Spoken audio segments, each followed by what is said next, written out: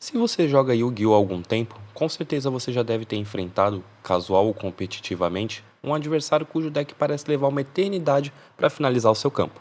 Ou ainda, você pode ter sido, ou é, o jogador que faz isso, não por slow play ou má fé, mas porque o deck demanda vários tipos de busca. Sem contar que muitas vezes isso nem é bom porque deixa o combo vulnerável a uma série de hand traps.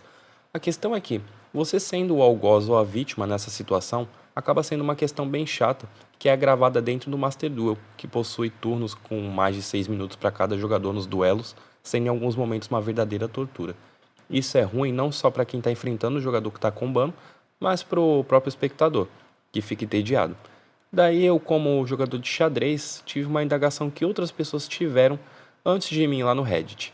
Por que Yu-Gi-Oh! Não utiliza relógios de xadrez? Refletindo um pouco mais sobre esse questionamento, fui percebendo que na verdade existem muitas nuances. Ou seja, implementar esse recurso em Yu-Gi-Oh! Seria menos fácil do que parece no primeiro momento. Um ponto pertinente seria o próprio uso dos relógios.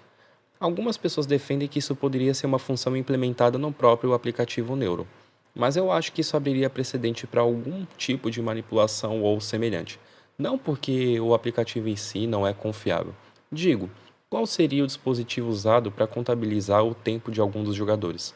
O cenário ideal seria haver um relógio da própria organização, o que provavelmente resultaria em custos maiores para eles e, consequentemente, taxas de inscrição mais elevadas, certamente.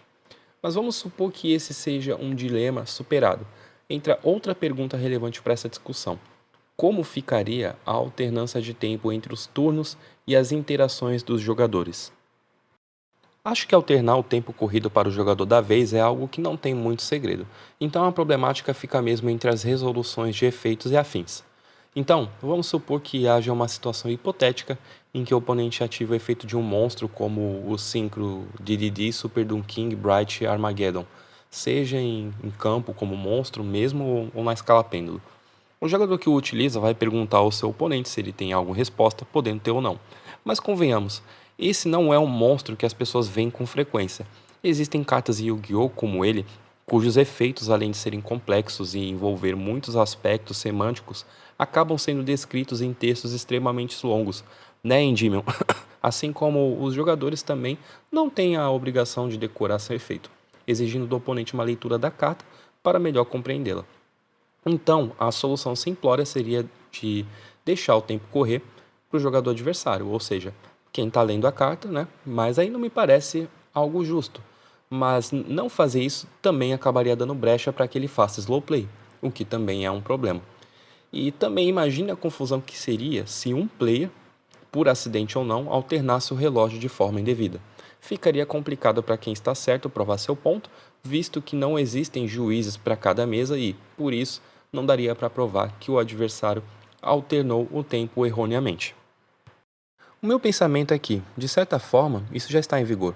Não no cenário físico, mas dentro do Duel Links. Eu não falo do Master Duel justamente porque considero o tempo que ele concede aos jogadores extenso demais. No Duel Links, as interações no jogo possuem um tempo razoável para que os players façam suas jogadas e simultaneamente há uma boa alternância do relógio.